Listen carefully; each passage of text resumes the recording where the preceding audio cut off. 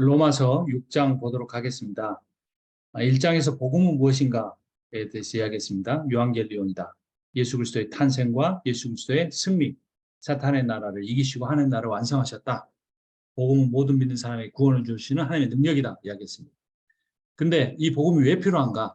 다 죄인이기 때문이다. 이방인만 아니라 유대인들도 율법은 받았지만 지키지 못해서 다 죄인이다. 이런 이야기 하죠. 사장 그럼 그 복음을 어떻게 받아들이는가? 믿음을 통해서 받아들인다. 아브라함의 이야기를 합니다. 근데 아브라함의 믿음의 이야기를 보면 항상 아브라함의 믿음은 행함으로 이어졌습니다. 그러나 하나님이 아브라함을 의롭다 하신 것은 그가 행했을 때가 아니고 행하기 전에 믿었을 때이기 때문에 이 신칭의가 맞습니다. 그리고 할례 받기 이전이었고 율법을 받기 이전이었어요. 자, 5장에서는 그럼 복음을 받아들이는 방법을 알았는데 그럼 복음 그렇게 받아들이면 어떤 결과를 가져오는가? 환난 중에서도 소망을 갖는다 이야기합니다. 그래서 이신칭의로 의롭다함을 받으면 하나님 우리에게 주신 게 샬롬이에요. 샬롬. 그 샬롬을 갖게 되면 그러니까 이 샬롬이 우리에게 뭘 가져다 주냐면 성화를 가져다 줍니다. 그러니까 의롭다함을 받는 거 이신칭의도 칭의도 성령의 역사고 성화도 성령의 역사예요. 그래서 그 성령의 역사가 일어나면 우리가 하나님과의 관계가 예수 그리스도로 말하면 화목하게 된다, 화평하게 된다, 샬롬이다, 에이레네다라는 거죠.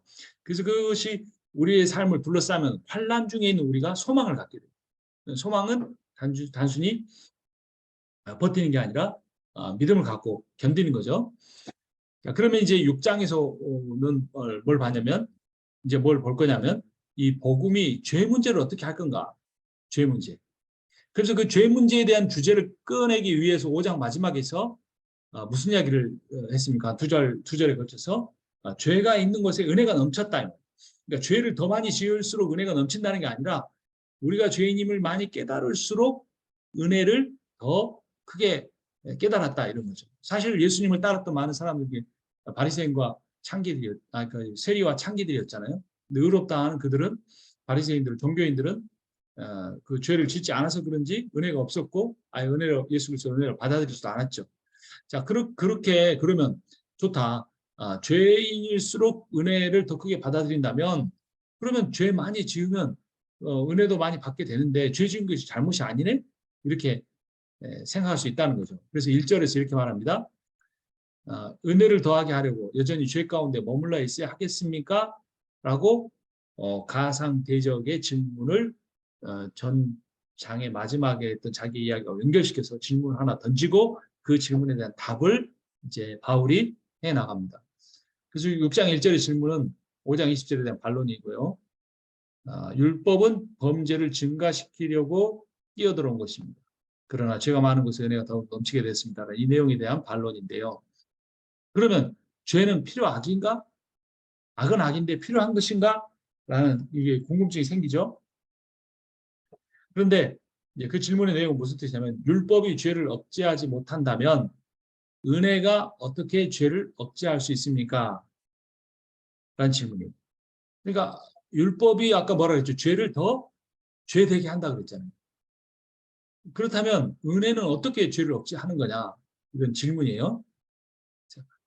율법 없이 은혜만 있으면 죄가 더 극성을 부리지 않겠느냐? 율법도 죄를 억제 못했는데 은혜만 있으면 더 문제 생기지 않겠느냐? 이런 질문이에요. 또 다르게 보면 은혜의 복음은 죄에 대한 방종을 부추기지 않겠는가라는 거죠. 자녀가 무슨 잘못을 해도 부모가 용서해주면 자녀는 자기 멋대로 잘못을 하면 살 것이다 라는 거예요. 근데 답이 뭐냐? 바울의 답은 하나님은 사람이 자기 멋대로 잘못을 저지르는데 계속 은혜를 베푸시는 분이 아니시다라고 하나님에 대해서 정의를 합니다. 그럼에도 불구하고 우리는 이런 질문을 할 수 있어요. 죄를 미워하고 도덕성을 약화시키는 은혜는 값싼 은혜가 아닌가? 한국교회 현실을 보면 그런 면들이 있죠.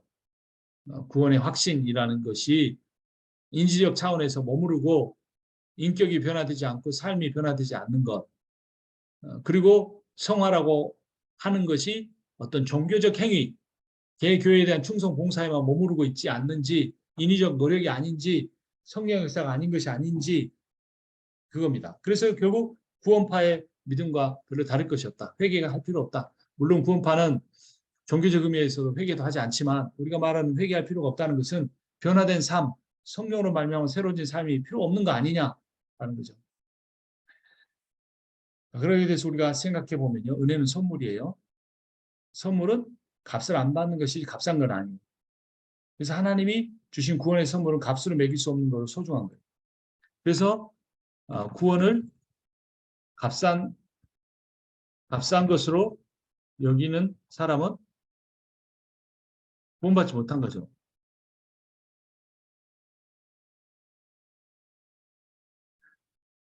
지금 이제 그 가상의 유대인들이 한 질문, 그 질문에 대한 답은 그런 생각을 하고 있는 사람이라면 구원받지 못한 사람이다. 구원받은 사람은 은혜를 더하려고 죄 가운데 더 많이 더하지 않는다. 왜냐하면 은혜는 값싼 것이 아니고 예수의 생명을 내놓은 값진 은혜이기 때문에 그 생명의 은혜를 희생의 속죄의 속량의 은혜를 받은 사람은 반드시 변화된다.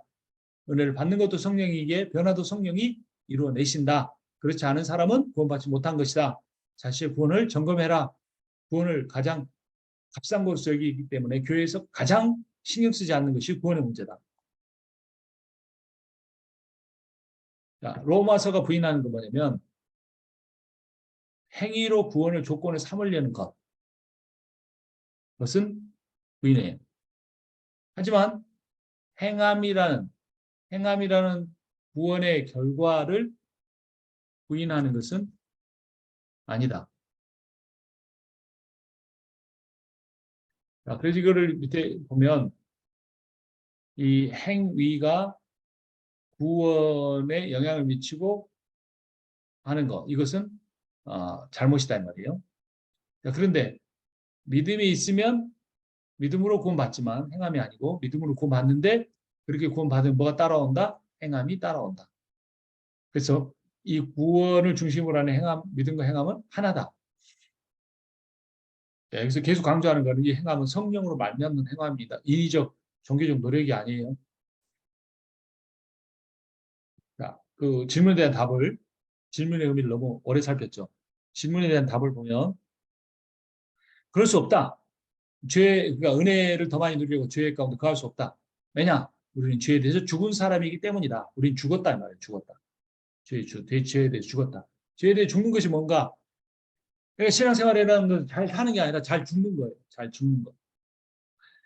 로마 3장 8절 더욱이 좋은 일이 생기게 하기 위하여 악한 일을 하자고 말할 수 있겠습니까? 사실 어떤 사람도 우리가 그런 말을 한다고 비방합니다. 그런 사람들 심판을 받아 마땅합니다. 라고 강조할 정도로 바울은 부인해요. 은혜를 받기 위해서 죄 짓는 거 옳지 않다. 우린 죄에 대해 아예 죽어버린 사람들이다. 라고 이야기를 합니다. 칭의 이전에 지었던 죄가 칭의 과정에서 은혜의 깊이를 깨닫게 하는 것이지 칭의 이후의 삶에서 지은 죄가 은혜의 깊이를 깨닫게 하는 것은 아니다라는 거예요. 그러므로 우리는 은혜를 누리기 위해 의도적으로 죄를 짓지 않는다라는 겁니다. 자, 이게 칭의가 이렇게 가로되어 있는 부분이 있으면 죄를 깊이 지었어요. 이 사람이 칭의를 받고 보니까 자기가 이전에 의롭다함 받기 전에 삶이 얼마나 악했는지 이런 나를 구원해 준 거에 대해서 하나의 은혜의 깊이를 느껴요. 근데 칭의를 받고 나서 죄의 깊이 들어가는 사람 은혜의 깊이를 느끼는 것이 아니에요. 그 사람은 하나님을 배신하는 것이고 하나님이 기만하는 것이고 심지어 구원받지 못한 것일 수도 있어요. 그러면 우리는 죄를 짓지 않는가? 그렇지는 않아요. 죄를 지으면 어떻게 하는가? 반드시 애통이 하는 회개로 나가야죠. 깊은 애통함과 회개가 반드시 따라와야 됩니다.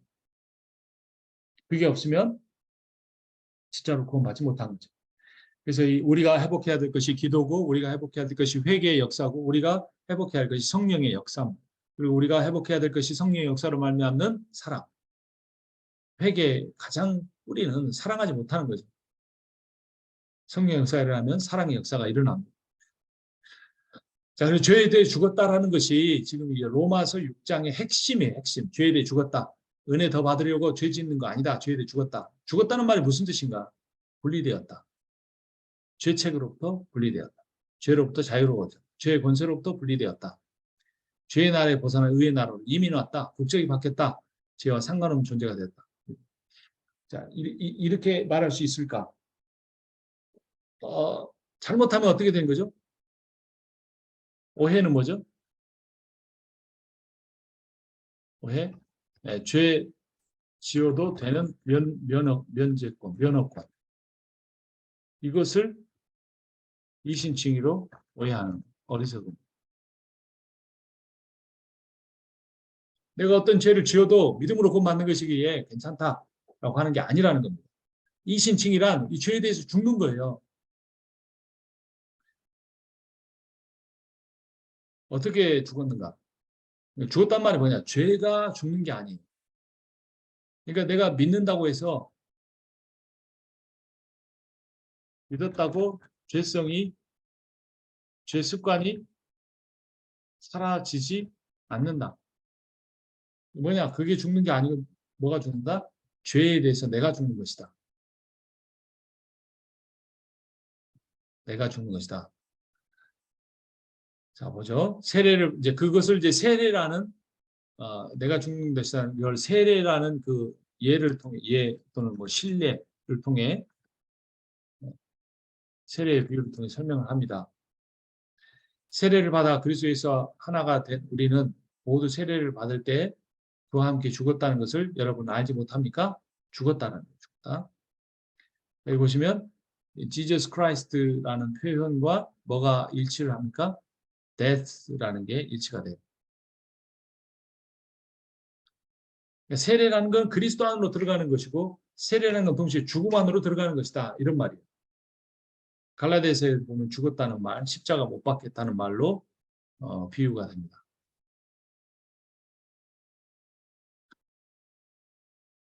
자, 4절에 보면 그러므로 우리는 세례를 통해 그의 죽으심과 연합한다.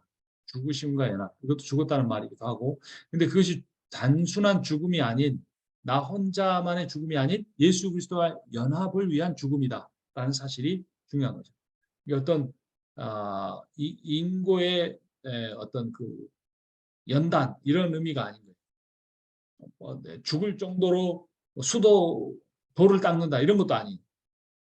이것은 죽는다는 말은 그리스도와 연합하기 위한 것이다. 그리스도와 연합하기에 내 옛자가 죽어지는 겁니다. 그래서 좀 정리해 보면 예수의 죽으심과 연합한다는 것은 죄에 대해서 죽는 거예요. 그리고 예수와 부활로 연합한다는 것은 의에 대해서 사는 겁니다. 그래서 새 생명, 옛 생명이 종식되고 새 생명이 시작되는 것. 이것이 신앙생활이고 그것을 하나의 퍼포먼스로 드러내는 것이 세례라는 겁니다. 세례. 그리고 인간의 죽으심을 생각할 때 그 예수의 죽으심을 우리가 생각해 볼 수 있죠. 예수의 죽으심은 역사적 사건이죠. 골고다에서 일어난 예수의 죽으심은 그러나 시간을 초월하는 종말론적 사건이에요. 이게 종말론적 사건이 나의 사건이 되는 어떤 그게 있는데 그게 뭐냐면 세례의식입니다. 세례의식을 통해 그 종말론적 사건이 나의 개인적인 사건으로 이어지는 거죠. 그래서 내가 2000년 전에 십자가에 죽으신 예수와 연합함으로 나도 그때 죽은 존재가 되는. 그래서 죄값은 이미 치렀기에 하나님 앞에 죽음의 형벌, 지옥의 형벌을 받지 않아도 됩니다. 5절에 보면 또 죽으심의 이야기가 계속됩니다. 우리가 그의 죽으심과 같은 죽음을 죽어서 그와 연합한 사람이 되었으면 라고 되는데요. 이게 세 번역이고 개역개정에는 만일 우리가 그의 죽으심과 같은 모양으로 연합한 자가 되었으면 이라는 표현이 나옵니다.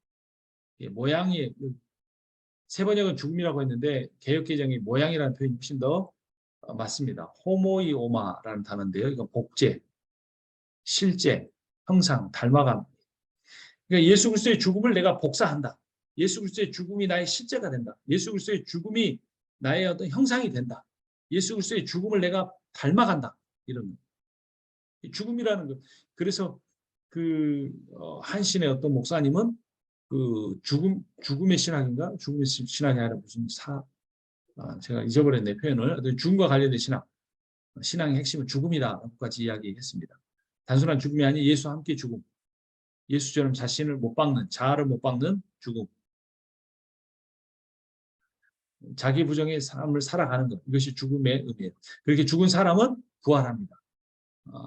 어떻게 부활합니까? 예수의 생명으로 살아가는 인생이 되는 거죠. 예수 생명으로 살아가는 사람이 죽음이 전제돼야 삶이 있어요.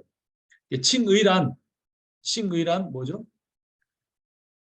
란 죽고 사는 것. 죽어야 사는 것이 칭의입니다. 그래서 곧바로 이렇게 내가 죽고 부활의 삶으로 살아가는 것이 성화, 삶으로 연결된 거죠. 직결되는 거죠. 부활이라는 것은 그 미래에만 있는 것이 아닙니다. 이것은 현재적 의미이기도 한데요. 골로새서 3장을 보면 그러므로 여러분이 그리스도와 함께 살려주심을 받았으면 위에 있는 것들을 추구하십시오. 여기서는 구원이 과거적인 거죠. 여러분은 땅에 있는 것들을 생각 말고 위에 있는 것들을 생각하십시오. 여러분 이미 죽었고 여러분의 생명은 그리스도와 함께 하나님 안에 감춰져 있습니다. 과거형이죠. 또 여러분의 생명이신 그리스도께서 나타나실 때 여러분도 그분과 함께 영광에 쌓여 나타날 것입니다. 자, 이것은 부활의 미래적 측면, 종말론적 측면이죠. 자, 부활이라는 것이 꼭 종말의 때만 있는 것이 아니라는 의미는 뭐냐면 영적인 부활이 있다는 겁니다. 영적인 부활, 신학적 부활. 그것은 내 자아가 죽는 것, 내 자아가 죽고 옛사람이 죽고 새 사람은 살아나는 것을 의미합니다. 또 6절에 계속 죽음의 이야기가 나옵니다. 우리의 옛사람이 그리스도와 함께 십자가에 달려 죽은 것은 죄의 몸이 멸하여서 다시는 죄의 노예가 되지 않게 하려는 것입니다. 몸이 죽는다. 이건 어떤 죽음에 관한 어떤 이미지죠. 근데 여기서는 노예의 이미지와 연결이 됩니다. 죽음이라는 게 여러 의미 갖는 거죠. 그러니까 내가 이제까지 종살이하던 것에서 풀려나는 유일한 방법이 뭐냐? 죽는 거다. 죽어버리면 노예 문서가 아주 무효화가 되는 거예요. 그래서 이 노예된 상태에서 해방, 이것이 죽음, 로마서 6장에서 강조하는 죽음의 의미이기도 합니다. 뭐의 노예입니까? 죄의 몸의 노예, 종의 영의 노예, 죄의 정욕의 노예, 죄와 사망의 법, 육신의 노예로 우리가 살아가요. 죽어야 한다가 아니라 죽었다. 죄의 몸이 멸해졌다. 그래서 우리가 이 부분이 참 어렵죠. 이신칭의가 단지 어떤 인지적 차원의 문제가 아니라 내 자아가, 내 욕망이, 내 자존심이 이런 것들이 다 죽는 것이기 때문에 그것이 성령의 역사로 말하면 우리 가운데 일어나야 하는 것이 일어난 것이기 때문에 자존심 상한다는 말, 그런 말들이 자아가 죽지 않았다는 거죠. 부끄럽다는 것, 어떤 목회의 외형적인 면에 치우친다는 것, 비교한다는 것, 그런 모든 것들이 자아가 죽지 않았다는 겁니다. 우리는 그러면 여전히 죄의 종으로 살아가고 있는 겁니다. 죄의 종에서 의의 종으로 바뀌어졌기 때문에 우리는 하나님의 관점에서, 예수 그리스도의 관점에서 우리의 삶을 조명할 수가 있어야 하는 거죠. 쭉 내려가서 죽음의 의미를 예수께서 자기를 부인하라 이런 식으로 표현하셨죠. 로마서 16장 24절에. 그리고 빌립보서 2장 11절에 그 고난에 참여함을 알고자 하여 그의 죽으심을 본받아. 이제 여기서는 고난의 문제, 고난과 고난을 죽는다는 것이 고난을 받는다는 의미로 연결이 되죠. 여기 이제 사도 바울도 말합니다. 너희에 대한 나의 자랑을 두고 단언하니 나는 날마다 죽노라. 그래서 죽는다는 의미가 뭘까요? 잘 생각을 해봐야겠죠. 죽지 않고 살아있으면 안 되는 거죠. 우리의 삶에 주어지는 모든 환란이 우리의 자아를 죽이기 위한 것임을 우리가 기억하고 그러한 삶을 살아가야 할 겁니다. 자, 근데 이 죽음의 이제 효력이 나타나는데 7절에 보면 죽은 사람은 죄의 세력에서 해방되었습니다. 해방되었다는 표현을 죄에서 벗어나 의롭다 하심을 얻었다라고까지 개역개정에서 이런 식으로 표현하죠. 자, 여기서 어떤 의미냐면 우리가 그 이신칭의 믿음으로 의롭다함을 받는다는 것, 죄의 형벌로부터만 아니라 죄의 권세로부터도 해방을 얻었다는 거예요. 근데 이제까지 우리는 뭘 더 많이 생각합니까? 형벌이죠, 형벌. 벌 받지 않는다. 지옥 가지 않는다. 벌, 지옥. 자, 보통 우리가 전도할 때 어떻게 전도합니까? 단순하게 전도하는 분은 예수 천당, 불신 지옥이에요. 또 조금 온건하게 표현한 분은 예수 믿고 천국 가세요. 이런 식으로 표현합니다. 자, 그러면 여기서 핵심이 뭐예요? 천국 가는 게 핵심이에요. 천국 가기 위한 것이 이게 하나의 목적이 되고 예수 믿는 거는 뭐가 되는 겁니까? 이거는 수단이 되는 거죠. 천국 가는 게 목적. 그럼 또 어떤 식으로 말했어요? 예수 믿고 복 받으세요. 간증하는 거죠. 내 병이 나았습니다. 내 사업이 잘 됩니다. 예수 믿는 건 수단이에요. 그 수단을 통해 뭐가 우리 주어지는 거예요? 복이라는 것이 그 목적이 또는 목표가 우리 삶에 주어지는 이런 식으로 생각하기 쉬워요. 근데 반대잖아요. 천국 가는 목적이 예수 믿는 거예요. 복을 나누는 목적이 예수와 동행하는 거예요. 그런 삶이기 때문에. 자, 오히려 예수를 수단화하는 것 이런 삶이 죄에 세방되지 못한 삶일 수 있습니다. 자신의 욕망을 실현하기 위해 예수가 수단이 되는 것. 예수 그리스도의 비전을 위해 우리가 수단이 돼야 되는데 우리의 욕망, 영적인 욕망, 종교적 욕망, 사회적 욕망을 실현하기 위해 예수가 수단이 되는 것. 천국 가기 위한 수단으로 예수 믿는 것으로 오해할 수도 있다는 거예요. 이렇게 전도하는 분 잘못됐다는 것이 아니고 그래서 천국 우리 이렇게 말하면 어떨까요? 예수 믿고 천국 가세보다는 예수님과 함께 천국을 만들어가요. 그게 뭡니까?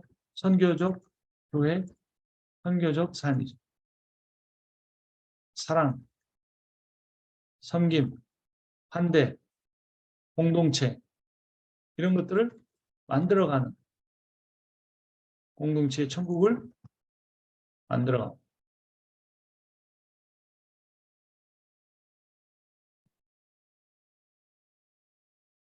아까 이민 이야기 했는데 골로새서 1장 13절에 보면 아버지께서 우리를 암흑의 권세에서 건져내시사 자기의 사랑하는 아들의 나라로 옮기셨습니다. 국적이 바뀌었어요.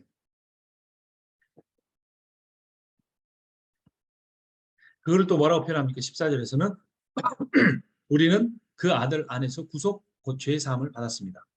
죄사함이 또는 이신칭이라고 할 수도 있겠죠. 의롭다함을 받는 거. 그 이신칭의는 결국 뭔가 국적이 바뀌는 것이다.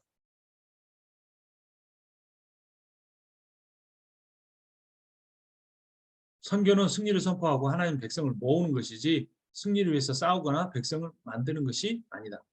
안 믿는 사람, 믿는 사람 만드는 게 아니라 하나님께서 믿기로 작정한 사람을 모으는 거다. 이게 제가 너무 칼빈의 예정론에 하나님의 주권을 강조하는 것처럼 보이지만 그것을 강조하려고 하기보다는 인위적으로 누군가를 데리고 와서 숫자적인 증가를 시키는 것이 하나님의 부흥이 아닐 수도 있다라는 거예요.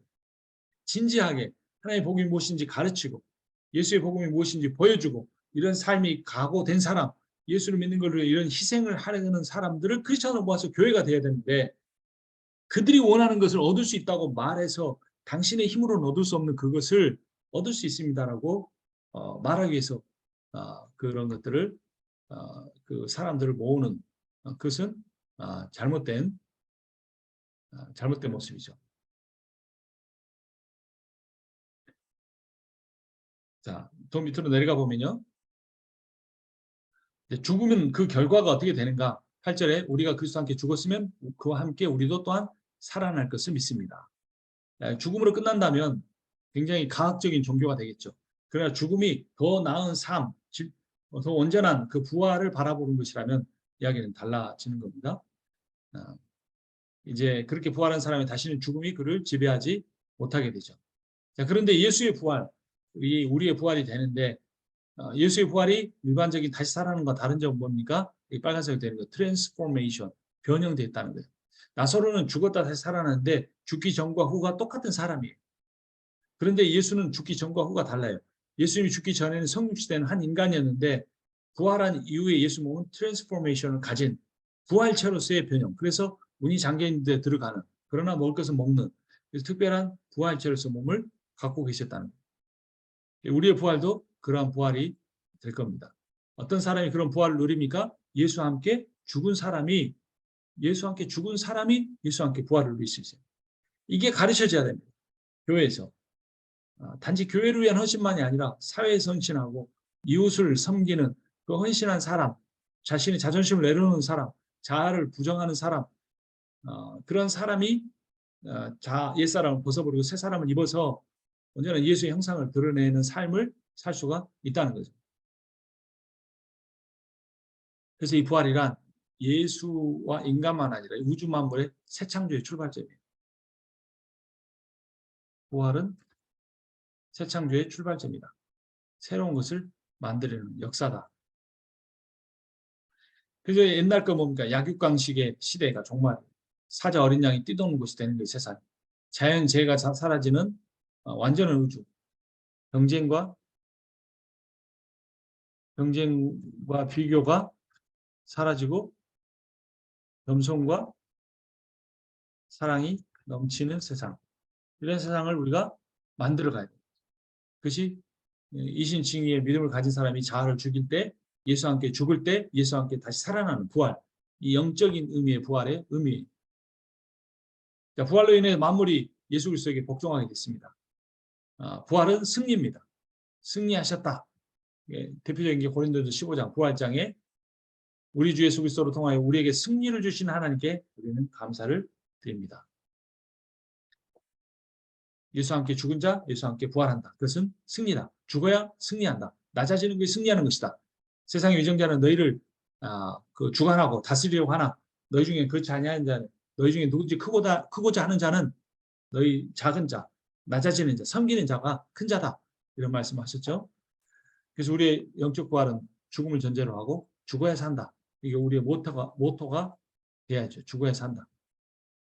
죽음에 가까운 경험을 하는 것. 여러분 부끄러워하지 마십시오. 고난 겪는 것, 가난한 것, 목사가 아픈 거 문제 아닙니다. 그럴 수 있습니다. 목사의 자녀가 어려움 겪는 것, 그런 일이 있을 수 있습니다. 죽어야 삽니다. 우리가 죽을 때 우리 안에 예수가 살아날 수 있다는 거예요. 자, 여기 안 죽으면 영원히 죽고 죽으면 영원히 산다. 이게 복음의 내용입니다. 안 죽으면 영원히 죽어요. 죽어야 영원히 삽니다. 죽으면보다 죽어야가 더 납니다. 자, 예수 그리스도의 죽음과 연결시켜서 보면 예수 그리스도의 죽으신 죽음은 죄에 대해서 단번에 죽으신 것이고 살아나는 것은 하나님 위해서 더 이상 죄 짓지 않고 하나님께 순종하는 삶을 살겠다라는 그게 하나예요. 예수는 처음부터 순종했지만 그 부활이라는 퍼포먼스를 통해 그러한 신앙의 고백을 보여주는 겁니다. 그래서 우리도 어떻게 해야 되냐? 죄에 대해서 죽은 자요. 하나님 안에서 그리스도 안에 사는 사람이라는 것을 보여주는 것. 이것이 부활의 의미입니다. 자, 그래서 이 부활이란 결국 하나님을 위해 산다, 예수 그리스도 안에 산다라는 것은 무슨 의미냐면 부활 이꼬르 연합이다. 연합 이꼬르 하나됨. 이런 의미를 강조합니다. 자, 예수와 연합한다는 예수가 누구신가? 예수가 생명이다. 요한복음 15장에 나왔죠. 너희가 내 안에 거하고 내 말이 너희 안에 거하면 이게 연합을 의미하는 거죠. 요한일서 5장 12절 아들이 있는 자에게 생명이 있고 없는 자에게 생명이 없다. 아들과 연합을 통해서만 생명을 얻을 수 있다. 갈라디아서 2장 20절 예수와 함께 십자가에 못 박혔다. 이제는 예수가 내 안에 사신다. 나를 사랑한 그분 예수가 누구냐? 나를 위해 사랑하신 분이다. 나를 위해 죽으신 분이다. 자기 몸을 버리신 분이다. 그분과 연합하는 것. 이것이 복음의 핵심이죠. 고린도후서 4장 14절 주 예수를 살리신 분이 즉 하나님이 예수와 함께 우리도 살리시고 여러분과 함께 세워주시라는 것을 알고 있습니다. 예수를 부활로 끝나지 않고 우리를 부활하게 하시고 우리를 다시 살려주신 주님이죠. 나는 포도나무에 너희는 가지다. 사람이 내 안에 머물고 그가 내 안에 머물러 있으면 그는 많은 열매를 맺는다. 연합의 연합. 죽음과 부활을 통한 연합이 가져오는 놀라운 능력에 대해서 강조합니다. 12절부터 보면 그래서 죄가 여러분의 죽을 몸을 지배하지 못하게 해라. 몸의 정욕에 굴복하지 말아라. 어려운 일입니다. 너무나 고통스러운 일입니다. 이렇게 되지 않으려고 기도하는데 또 넘어집니다. 그런데 이런 건 있어요. 내가 기도하지 않고 간절히 성령 충만한 삶을 살지 않으면 죄를 지었을 때 거기에 죄를 짓기 직전에 갈등이 없어요. 그리고 죄를 짓고 난 다음에도 양심의 가책이 무너져 버렸어요. 그러나 성령 충만을 구하고 기도하는 사람도 죄를 지을 수 있지만 그 사람은 죄를 짓기 전에도 아주 갈등을 합니다. 하나님 말씀을 쫓고자 하는 성령의 소욕을 쫓고자 하는 로마서 8장에 나오는 성령론에 나오는 성령의 소욕 쫓아가는 마음이 있는데 육체의 소욕에 져버리기도 해요. 그리고 짓고 난 다음에는 애통해하며 기도합니다. 분해합니다. 억울해합니다. 그리고 내가 다시 성령 충만해서 하나님 뜻대로 살아가려는 몸부림이 있는 거죠. 이것은 내 노력으로 안 되는 것이고 성령 충만으로만 나를 의롭다 하신 이신칭에 이루신 성령으로 말미암아서만 가능한 일인데 우리가 간절히 구할 때 성령이 역사하는데 성령이 우리의 종이 아니기 때문에 우리가 간절히 구해도 그렇게 안 되는 때가 있어요. 간절히 구해도. 그때는 기다리는 수밖에 없습니다. 간절히 구하면서. 하나님의 은혜는 하나님이 주실 때 주시는 거예요. 우리가 원한다고 받을 수 있는 것도 아니에요. 때로는 우리가 원할 때 주시지만 하나님이 때가 아닐 때는 주시지 않습니다. 그래서 우리가 믿음으로 바라봐야죠.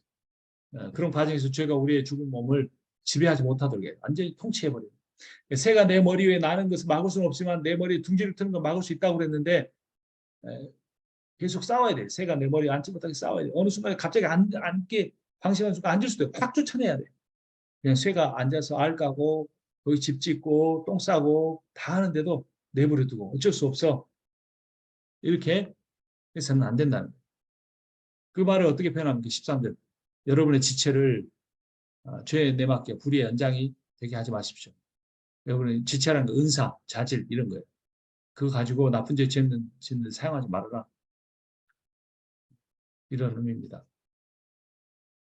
14절 여러분은 율법 아래 있지 않고 은혜 아래 있으므로 죄가 여러분을 다스릴 수 없을 것입니다. 여기서 이제 대조가 되는데 우리가 죄를 짓지 않으려고 하는 부정적 노력만 아니라 은혜 아래 있으려고 하는 긍정적 노력이 우리에게 필요하다는 겁니다. 왜 우리에게 계속 우리를 지배하려고 할까? 사탄의 나라는 패망했는데 예수가 승리하셨다는데 그게 복음이라는데 복음은 모든 믿는 사람에게 구원을 주시는 하나님의 능력이라는데 왜 내가 아직도 지배를 받는가? 세계 제2차 대전 오스카 쿨만이 이런 비유를 들었죠. D-Day, 나치가 패배했다. 디시전 데이. 근데 빅토리 데이는 아직 오지 않았다. 승리의 깃발에 베를린에 매달리지 않아서 이 승리의 소식을 패배의 소식을 못 들은 나치 패자병들이 그래서 받아들이기 힘들어한 나치 패자병들이 유대 곳곳에서 저항했단 말이에요. 하지만 두려워하지 마라. 승리는 이미 결정됐다.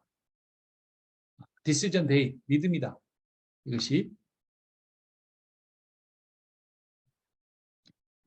자 그래서 구원이 시작된 이후라도 율법 아래에 있으면 가식, 외식에 사로잡혀 있으면 죄의 다스림 받게 됩니다. 빨리 뛰쳐나와야 합니다. 기도해야 됩니다. 성령 충만 구해야 합니다. 은혜 아래에 있어야 의의 다스림 받습니다. 은혜 아래, 하나님 아래, 하나님의 은혜 아래. 그래서 구원은 누구 아래에 있느냐의 문제예요. 구원이란 뭐냐?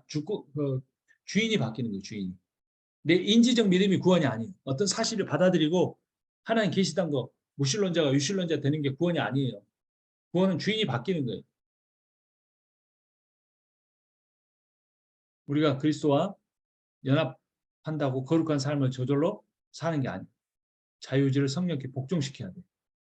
그리고 그것을 매일 훈련해야 돼요. 매일. 매일매일. 아니 매 순간. 매 순간 우리가 노력하고 붙잡고 갈망하고 해야 합니다. 바울이 이런 표현을 합니다. 나는 내 몸을 쳐서 굴복시킵니다. 얼마나 적실한 또 강렬한 표현입니다. 그 이유가 뭡니까? 그것은 내가 남에게 복음을 전하고 나서 도리어 나 스스로는 버림을 받는 가련한 신세가 되지 않으려는 것입니다. 이 말씀 우리가 마음에 새겨야 합니다. 바울의 이러한 겸손함, 바울의 이런 하나님의 경외함, 하나님의 주권, 하나님의 그 능력과 주권과 거룩하심 앞에 그 자신의 연약한 실체를 완전히 드러내지 않습니까? 자, 그러면 어떻게 하겠습니까? 우리 율법 아래 있지 않고 은혜 아래 있다고 해서 아까 저 은혜를 구하라 그랬잖아요. 율법 아래 있지 말고 은혜 아래 있으라고 했는데 그 말을 오해해가지고 마음 놓고 죄 짓자는 말입니까? 아니라는 거예요. 그건 뭡니까? 여러분이 아무에게나 자기를 종으로 내맡겨서 복종하지 말라는 겁니다. 그러니까 은혜의 종이 되면 죄를 짓는 것이 아니라 그 은혜의 힘으로 말미암아 우리가 하나님 말씀에 순종하게 되는 거죠. 15절에 우리가 법 아래 있지 아니하고 은혜 아래 있으니 죄를 지으려 그럴 수 없다. 앞에서 말한 거 세 번째 개역 성경을 한번 봤고요. 정리해 보면 복종의 대상 율법 아래 있을 것인가 은혜 아래 있을 것인가. 은혜 아래 있어야겠죠. 복종의 결과 율법 아래 있으면 죄의 종이 되어서 죽는다. 그러니까 은혜 아래 있으면 순종의 종이 되어서 의에 이른다. 그러니까 이 은혜 아래 있다는 말은 바꿔서 말하면 은혜의 성령 아래, 성령 아래 또는 성령 안에 있는다는 겁니다. 자, 너희가 전에는 죄의 종이었지만 이제는 순종함으로 죄의 해방돼 의의 종이 되었다. 의의 종. 의의 종과 죄의 종을 대꾸하고 있습니다. 예, 결국 누구의 종이냐? 우리는 중간 지대가 없어요. 누군가를 주인으로 섬겨야 돼. 근데 중요한 것은 또 두 주인을 섬길 수 없다라고 이야기하고 있어요. 구원이랑 주인을 바꾸는 거예요. 내 주인은 누굽니까? 전에는 죄를 주인으로 섬겼지만 이제는 의를 주인으로 섬기는 사람이 그리스도인. 유일한 예수 그리스도니까 예수 그리스도의 종이 되는 거죠. 자, 19절에서 여러분의 이해력이 미약함으로 내가 사람의 방식으로 말하겠습니다. 여러분이 전에는 자기 지체를 더러움과 불법의 종으로 내맡겨서 불법에 빠져 있었지만 이제는 여러분이 지체를 의의 종으로 바쳐서 거룩함에 이르도록 하십시오. 불법의 종과 의의 종이 또 대조를 이루었어요. 자, 그래서 로마서의 주제는 이신칭의가 아니고 무슨 뜻이냐? 성령을 따라 살면 순종한다는 거다. 주제가 아니라고 핵심 주제. 핵심 주제는 이신칭의도 좋은 주제지만 로마서의 핵심 주제는 성령을 따라 살면 순종한다 이 말이에요. 이게 무슨 종이 된다? 의의 종 된다.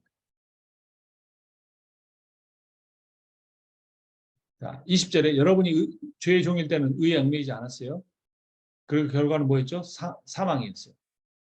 근데 이제는 어떻게 됩니까? 22절 이제는 여러분이 죄의 세방을 받고 하나님의 종이 되어서 거룩함에 이르는 삶의 열매를 맺고 있고 그래서 영원한 생명을 갖게 된다는 거예요. 그래서 내가 누구의 종인가를 깨달아야 돼요. 그것이 구원의 확신보다 훨씬 더 중요한 겁니다. 구원의 확신은 개인적이고 주관적이고 의지적이지만 내가 지금 누구의 종이냐는 것은 관계적이에요. 존재적이에요. 이런 부분을 잘 점검을 하고 결국 종은 주인의 말을 듣게 돼 있어요. 내가 누구의 말을 듣는가 이걸 살펴보면 내가 구원 받았는가 받지 않았는가를 알 수 있어요. 그래서 바울은 빌립보서 2장 후반부에서 이렇게 말합니다. 지금과 같이 내가 없을 때에도 더욱더 순종하여서 두렵고 떨리는 마음으로 자기의 구원을 이루어 나가십시오. 라고 해요. 어떤 마음으로요? 두렵고 떨리는 마음. 어떻게 해서? 순종하여서. 네, 여기까지 하도록 하겠습니다.